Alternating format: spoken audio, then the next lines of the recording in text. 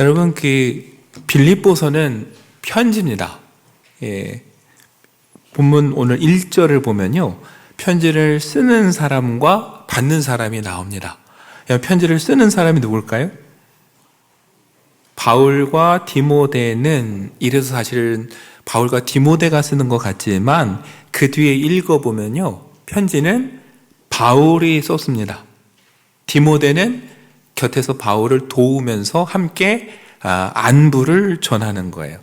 그러니까 편지를 쓴 사람은 바울이고요, 받는 사람은 누구니까?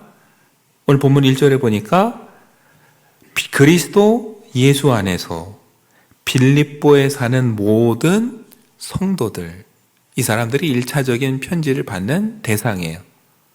그러니까 빌립보에 살지만 더 중요한 건 뭘까요? 그리스도 예수 안에 있는 사람들, 그 성도들에게 지금 편지를 쓰는 거죠. 근데 여러분, 편지를 쓰면서 바울은 자신과 디모데를 뭐라고 소개합니까? 그리스도 예수의 종, 이렇게 표현합니다. 근데 대부분의 바울의 편지들에서 바울은 자기를 사도라고 소개합니다. 그리고 그리스도로 말미암아 사도가 됐다고 꼭 소개를 했어요, 대부분. 근데 오늘 이 편지에는 사도라는 말도 없고 자신의 권위나 자격에 대해서 아무 설명이 없습니다. 왜냐하면요, 빌립보 교회는 설명할 필요가 없기 때문이에요. 너무 친밀했기 때문에 여러분, 바울은 자기를 소개하기 위해서 더 어떤 말을 붙일 필요가 없었어요. 그걸 우리 이제 빌립보 교회가 세워지는 과정을 보면 알 수 있습니다. 여러분, 바울은요, 복음을 전하기 위해서 가는 곳마다 제일 먼저 간 장소가 있습니다. 어딘지 아세요? 회당입니다. 회당. 회당에 가서 유대인들에게 복음을 전하고 기도를 하기 위해서 회당을 제일 먼저 갔는데, 빌립보는 그렇지 않았어요. 사도행전 16장을 보면은 기도할 곳을 찾다가 성문 밖에 있는 강가로 갔다 그럽니다. 그 얘기는 거기에 회당이 없었다는 이야기예요. 회당이 없었다는 얘기는 뭐냐면 유대인들이 별로 없다는 뜻입니다. 유대인 남자 10명만 있어도요, 여러분, 회당을 만들 수 있는데 회당이 없다는 건 뭐예요? 그조차 할 사람이 없는 거예요. 그러니까 찾다가 보니까 성문 밖 강가에 뭔가 사람들이 모여서 기도하고 있어서 거기를 간 거죠. 근데 하나님 계획은 참 신비해요. 그렇게 기도하러 간 강가에서 만난 사람이 누구냐면 우리가 잘 아는 자주장사 루디아라는 여인입니다. 이 루디아가 거기서 바울의 말을 듣습니다. 한 번 들은 게 아니라 오랜 시간 들어요. 그리고는 결단해요. 세례를 받고 예수님을 영접하기로. 자기만 그런 게 아니라 자기 온 식구들을 다 그렇게 세례를 받게 합니다. 그리고 나서 어떻게 했느냐, 여러분, 사도행전 16장 15절 새번역 성경으로 보면 이렇게 기록해요. 그 여자가, 루디아죠, 집안 식구와 함께 세례를 받고 나서 나를 주님의 신도로 여기시면 우리 집에 오셔서 묵으십시오 하고 간청하였다. 그리고 우리를 강권해서 자기 집으로 데려갔다. 뭐예요? 루디아가 우리 집 꼭 가야 됩니다 해서 다 이끌고 본인 집으로 간 거예요. 그러니까 여러분, 루디아는 그 당시에 사람들을 받아들여서 예배할 만큼 넓은 집을 가지고 있었어요.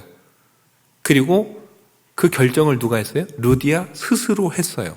남편에게 묻지 않고. 그러니까 상당히 부유한 이 상인계층이었다, 귀족층이었다, 이렇게 볼 수 있어요. 그러니까 하나님의 계획은 참 놀라워요. 바울이 가고자 했던 것이 아니라 전혀 다른 곳으로 인도하셨는데 가봤더니 예비한 사람이 있어요. 루디아. 여러분, 그 루디아의 집에서 시작한 교회가 바로 뭡니까? 빌립보 교회예요. 그렇게 빌립보 교회가 시작을 했습니다. 좋은 일만 있을 줄 알았더니, 근데 여러분, 꼭 하나님의 복음이 전파되면 반대도 있어요. 바울이 주인을 위해서 돈을 받고 점치는 여인들에게서 귀신을 내쫓습니다. 주인 입장에선 뭐예요? 이제 더 이상 점을 보고 돈을 벌 수가 없어요. 그래서 바울을 가둡니다. 우리가 잘 아는 대로 그 밤에 어떤 사건이 일어나죠? 찬송과 기도할 때 옥문이 열리고 감옥이 흔들리죠. 그때 간수가 다 도망갔구나 싶어서 자살하려고 할 때 그걸 바울이 말립니다. 그래서 그 일을 계기로 이제 누가 또 예수님을 믿어요? 그 간수가 예수님을 믿어요. 그러니까 참 사람의 생각으로는 복음이 전파될까 싶을 그 상황 속에 꼭 하나님이 예비하신 사람을 통해 복음이 전파되는 걸 뭐예요? 바울도 경험하고 빌립보 교회 교인들도 경험하는 거예요. 또 시련이 옵니다. 그렇게 끝나는 줄 알았더니 다시 또 잡아다가 가두고, 제가 말씀드렸죠. 그때 여러분 바울이 로마 시민권자다 내가 하면서 여러분 그 위기를 또 면하게 됩니다. 로마 시민권 얘기는 많이 들으셨을 텐데 빌립보에서는 이 시민권이라는 말이 아주 남다른 의미가 있어요. 왜냐하면은 여러분 이 도시 이름이 왜 빌립보냐 하면 우리에게 잘 알려진 알렉산더 대왕 아시죠?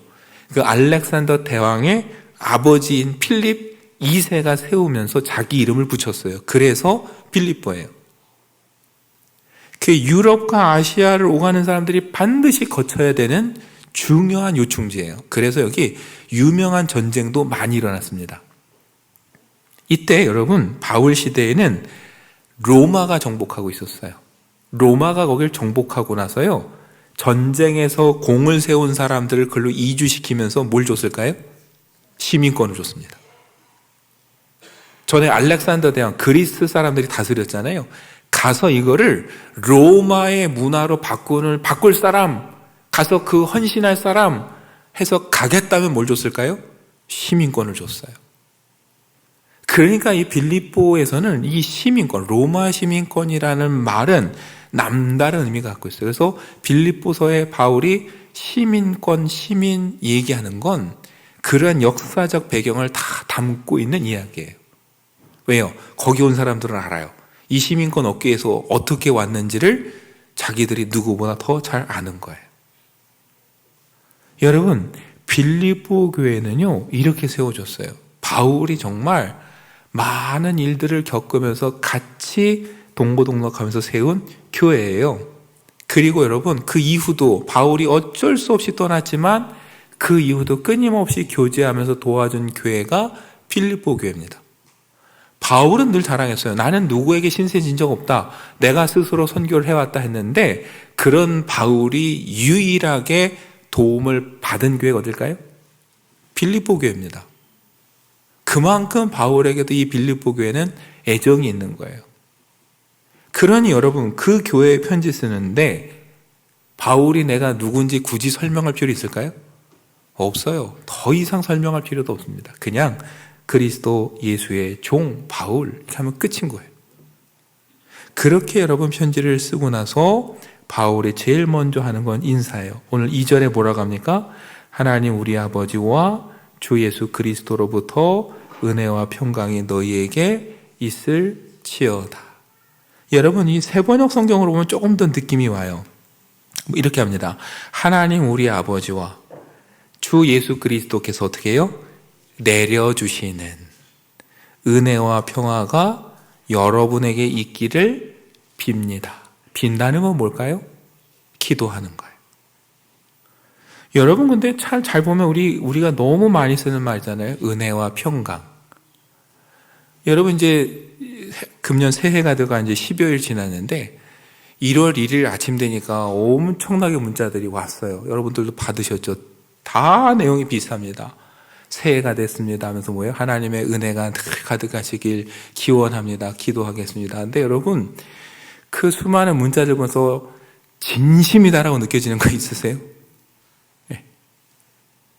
제가 1월 1일 날 방송국, 언론 여기저기서 다 오는 문자를 보면서 저 개인적으로 정말 진심으로 나를 위해서 기도해 주겠구나라는 느낌 받은 거 별로 없어요. 다 상투적이에요. 오늘 우리도 혹시 그러지 않습니까? 누군가에게 은혜와 평강이라는 말을 정말 많이 쓰는데 여러분, 진심을 담아서 할 때가 몇 번 되세요? 여러분, 바울과 빌립보 교회의 이 인사는 그냥 인사가 아니에요. 빈말이 아닙니다. 진심이에요. 바울과 빌립보 교회에게 은혜와 평강은 삶이에요. 살아가는 이유예요. 살아가는 힘이에요. 그걸 어떻게 할 수 있느냐? 여러분, 이 편지의 배경을 우리가 잘 봐야 됩니다. 여러분 우선 생각하세요. 이 바울이 이 편지를 썼는데 여러분 어디서 썼을까요? 언제 바울이? 바울은 이 편지를 로마의 감옥에서 썼습니다. 어두컴컴한 지하 감옥. 여러분이 감옥에서 편지를 쓸 수 있는데 누군가의 편지를 보내요. 무슨 말을 쓰시겠습니까? 여러분 정말 억울하게 감옥에 갇혀 있는데 편지를 쓰는데 은혜와 평강이 있기를 내가 간절히 기도하고 있다 이렇게 쓰시겠어요? 정말 억울하고 화나는 이야기, 정말 속상한 이야기 다 쓰실 거예요. 무슨 은혜와 평강을 지금 얘기를 합니까? 이 상황에. 제 아는 분이 정말 뜻하지 않게 정말 그 감옥에 한 1년 다녀오셨어요. 그분이 저한테 그런 얘기 하더라고요. 갔더니 그 속엔 죄인이 한 명도 없다고. 무슨 소리냐고 그랬더니 이렇게 얘기하셨어요. 갔더니 자기 잘못했다는 사람 한 명도 없다고. 다 억울하게 들어왔다고 그러지. 자기가 보니까 감옥엔 죄인이 한 명도 없대요. 어떤 상황인지 되시죠? 죄 짓고 들어간 사람도 억울하고 나가는데 바울이면서 얼마나 억울하고 힘들어요. 근데 그 편지의 첫 시작이 뭐예요? 은혜와 평강이고 기도하고 있다예요. 여러분, 바울이 감옥에 갇혀 있다고 하니까 빌립보 교회가 바울을 도와주기 위해서 에바브로디도라는 사람을 보냅니다. 고맙죠. 그런데 문제가 생겼어요. 시간이 지나면서 에바브로디도가 병에 걸렸습니다. 어떤 주석서에는 향수병이라고 해요. 어떤 병이든지 여러분, 이 상황이 지금 어때요? 나를 도와주겠다고 온 사람이 시간이 지나서 뭐가 돼요, 지금? 거꾸로? 짐이 됐어요. 여러분과 제가 그 입장이라도 어떨까요? 누가 여러분 도와주겠다고 왔어요. 근데, 아니, 이 사람이 나보다 더 아파요. 내가 챙겨야 돼요. 그 여러분 뭐라고 하십니까? 고맙다고 하십니까? 야, 그러려면 그냥 가라고 합니까? 여러분, 바울이 그런 상황이에요. 근데 바울이 결국 에바브로디도를 다시 돌려보내기로 결정을 하는데 편지에 뭐라고 쓰냐? 빌립보서 2장 29절 30절에 보면 이러므로 너희가 주 안에서 모든 기쁨으로 그를 영접하고 또 이와 같은 자들을 존귀히 여기라. 그가 그리스도의 일을 위하여 죽기에 이르러도 자기 목숨을 돌보지 아니한 것은 나를 섬기는 너희의 일에 부족함을 채우려 함이니라. 여러분 한마디로 바울은 누굴 걱정하냐면 에바브로디도를 걱정해요. 너는 가서 도와주랬더니 도움도 안 되고 이거 뭐냐라고 혹시 교인들이 비난할까 봐 뭐라고 그래요? 가거든 잘 맞이해줘라. 나름 에바브로디도 애썼다. 당신을 대신 채워주려고 노력했으니 가거든 뭐라고 야단치지 말고 잘 맞이해줘라. 이게 바울입니다. 아까 말했죠. 여러분과 제가 바울 입장이라면 지금 누가 누굴 걱정해 줍니까? 바울은 그 상황에서도 뭐예요? 에바브로디를 더 걱정해서 이 사람을 위해 지금 편지를 쓰는 거예요. 그 뒤에 또 가시면 보면 알겠지만 여러분 빌립보 교회 여러 문제를 걱정하면서 편지를 써줍니다. 그러니까 여러분 바울에게 은혜와 평강은 그냥 하는 말 아닙니다. 바울 자신이 그 감옥에서도 뭘 누리고 있어요? 은혜와 평강을 누리고 있다라는 증거예요. 어떤 상황에서도 바울 자신이 흔들리지 않고 은혜와 평강을 누리고 있기 때문에 그 상황에서도 에바브로디도 걱정해주고 빌립보 교회를 걱정해주고 그러면서 교회를 위해서 하나님께서 은혜와 평강을 주시기를 위해서 기도하고 있는 거예요. 빈말이 아니라 진심인 거예요. 빌립보 교회는 어떻습니까, 여러분? 빌립보 교회도 마찬가지예요, 여러분. 그 아까 시작 말씀드렸죠. 루디아가 자기 집을 내놨어요. 여러분, 바울은 아시아를 가고 싶었는데 하나님이 유럽으로 보냈습니다. 근데 유럽으로 가서 첫 회심자, 자기 집을 내놓은 이 여인은 어디 출신일까요? 묘하게도 아시아 출신이에요. 하나님 섭리는 참 묘하죠. 그러니까 여러분, 아시아 출신의 돈이 많은 이방 여자가 빌립보 교회를 시작했고, 거기에 또 누가 들어와요? 바울을 세례를 받은 간수가 왔어요. 이 사람은 오늘로 치면 뭡니까? 공무원이에요. 로마의 공무원. 바울과 실라가 여러분 그 귀신을 내쫓았던 여종들은 헬라 출신입니다. 그러니까 여러분, 출신도 계급도 아주 다양한 사람들이 다 모여서 시작된 교회가 빌립보 교회예요. 이 교회가 하나가 될 수 있었던 건 딱 하나예요. 누구를 따라서요? 예수 그리스도 한 분 때문에 모였기 때문에 하나가 된 거예요. 그리고 바울을 끊임없이 계속 후원하면서 도왔습니다. 바울도 그를 아껴서 여러분 희생했지만, 그렇다고 해서 모든 사람이 나에게 잘해준 걸 기억하면서 갚아주려고 노력하진 않아요. 경험해 보셨죠, 여러분? 사람이 잘해주면 뭘로 알아요? 나중엔 권리로 착각해요. 잘해주면 고맙게 여겨야 되는데 나중에는 뭐라요? 권리로 여겨서 왜 안 도와주냐고 큰 소리 쳐요. 빌립보는 그러지 않았어요. 바울의 고난에 동참했어요.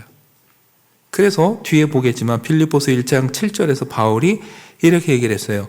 내가 너희 무리를 위하여 이와 같이 생각하는 것이 마땅하니 이는 너희가 내 마음에 있음이며 나의 매임과 복음을 변명함과 확정함에 너희가 다 나와 함께 은혜에 참여한 자가 됨이라. 빌립보 교회는 늘 함께 했어요. 바울이 갇혀있는 것도 함께 했고, 복음을 전하는 일에도 함께 했고, 복음을 확정하는 일에도 함께 했어요. 기쁠 때나 슬플 때나 늘 함께 했어요. 이것도 쉽지 않습니다. 저도 여러분도 누군가에게 신세를 주고 도움을 받았어요. 감사하게 여겨요. 그렇다고 해서 그 사람이 어려울 때 여러분, 우리는 어디까지 함께 갈 수 있습니까? 빌립보 교회만큼 할 수 없어요. 그런데 빌립보 교회는 어때요? 아끼지 않고 동참하고 바울과 함께 했어요. 빌립보 교회도 은혜와 평강이라는 말이 그냥 인사로 하는 빈말이 아니에요. 은혜와 평강은 빌립보 교인들에게도 삶이에요. 이들에겐 어느 하나 빈말이 없어요. 근데 안타까운 건 제가 보기에 오늘 교회에서 은혜와 평강이라는 말처럼 빈말이 없어요. 여러분, 오늘 저와 여러분에게도 이 은혜와 평강이 빈말이 아니라 우리의 삶이 됐으면 좋겠고, 누군가에게 은혜와 평강을 해서 진심으로 기도해 줬으면 좋겠고, 진심으로 동참할 수 있었으면 좋겠어요. 그러려면 우리가 하나 깨달아야 돼요, 여러분. 은혜와 평강이 뭘까? 여러분, 뭔가 잘 되면 은혜입니까? 근심 없으면 평안하면 다 평강입니까? 아니에요. 바울이 말하는 은혜와 평강이 뭘까를 생각을 해야 돼요. 여러분, 오늘 바울이 말하는 은혜, 카리스라는 말은 기쁨, 즐거움, 아름다움이라는 말에서 유래했어요. 여러분, 그래서 바울이 말하는 기쁨은 뭘까요? 다메섹의 체험을 생각을 해보세요. 부활한 주님을 만났을 때 바울은 내가 죽었구나 생각했어요. 왜요? 그리스도를 핍박했으니 죽었구나 했는데 살아났어요. 그게 바울에겐 뭐예요? 은혜예요. 기쁨이에요. 더 바랄 게 없어요. 죽을 수밖에 없는 날 살려주셨는데 더 이상 바랄 게 없어요. 이게 가장 큰 기쁨이에요. 그랬더니 뭐가 따라와요, 여러분?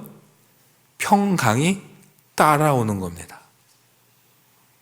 환경을 보면 평강을 얻을 수 없는데 이런 나를 살려주신 게 너무 감사하고, 그렇다면은 지금 내가 그 주님을 위해 여기 이렇게 갇혀 있는 것도 아유 이것도 내가 감당할 수 있어 라고 마음을 먹으면 그 순간 뭐 또 와요? 평강도 오는 거예요. 그래서 바울이 인사할 때 평강과 은혜라고 하지 않았어요. 뭐예요? 은혜와 평강이 그랬어요. 은혜가 없으면 평강은 절대 없습니다. 주님으로부터 오는 은혜가 없고 기쁨이 없는데 어떻게 평강이 있습니까? 기쁨을 우리의 상황과 환경에서 찾으려고 하면 평강은 영원히 없습니다.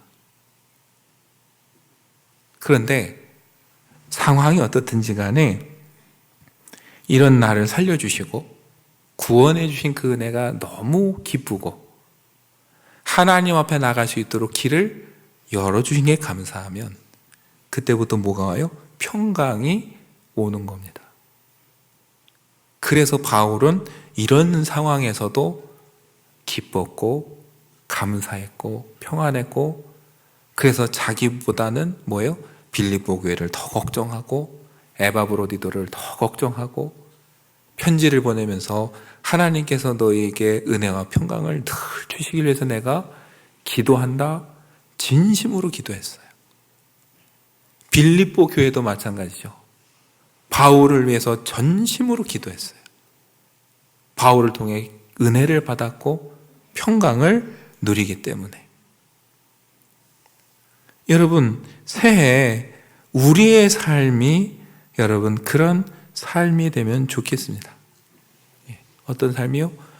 환경을 보는 게 아니라 그리스도 안에서 우리에게 주신 은혜를 깨닫고 거기에 정말 기쁨과 감사를 누리고,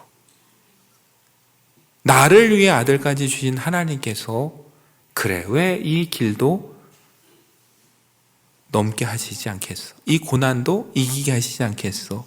이 마음으로 우리 속에 평안을 누리면서 살아가면 좋겠습니다. 그리고 말씀드렸죠. 올해 표어가 기도로 품고 사랑으로 섬기는 교회인데, 이 어려운 때 우리 다른 교회들, 형제들, 선교사님들 위해서 함께 은혜와 평강을 위해서 기도해 주시면 좋겠습니다. 말로만이 아니라 전심으로 기도해주고 함께 평안을 길어주고 어려울 때 함께 해주는 그런 교회. 그래서 뭐예요? 하나님의 나라를 함께 펼쳐가는 이 시대가 되면 좋겠습니다. 여러분, 어쩌면 빌립보 교회와 바울은 전우회인지도 몰라요. 가끔은 여러분 생사고락을 같이 한 전우회만큼 끈끈한 건 없습니다. 그 예전에 제가 어떤 라디오를 듣다 보니까 가수 양희은 씨 아시죠? 누가 물었어요. 수십 년 결혼해서 사셨는데 아직도 서로 사랑하세요? 그랬더니 양희은 씨가 뭐라고 했는지 아세요? 저희는 전우회로 삽니다 그랬어요. 웃기는 얘기지만 잘 생각하면 여러분, 부부야말로 세상에 정말 전우회로 살아갑니다. 그 험난하고 많은 일들을 함께 겪으면서 사실 그 사랑을 가장 잘 보여줄 말 중에 하나가 전우회일지도 몰라요. 바울과 빌립보 교회가 그렇게 서로 전우회로 끈끈한 가운데 하나님의 은혜와 평강을 경험했듯이, 비록 우리의 삶의 자리가 어렵고 힘들더라도 그 속에서 저도 여러분도 하나님의 은혜와 평강을 경험하면서 더욱더 하나가 되고 주님의 나라를 위해 일해가는 우리 모두가 되기를 간절히 축원합니다.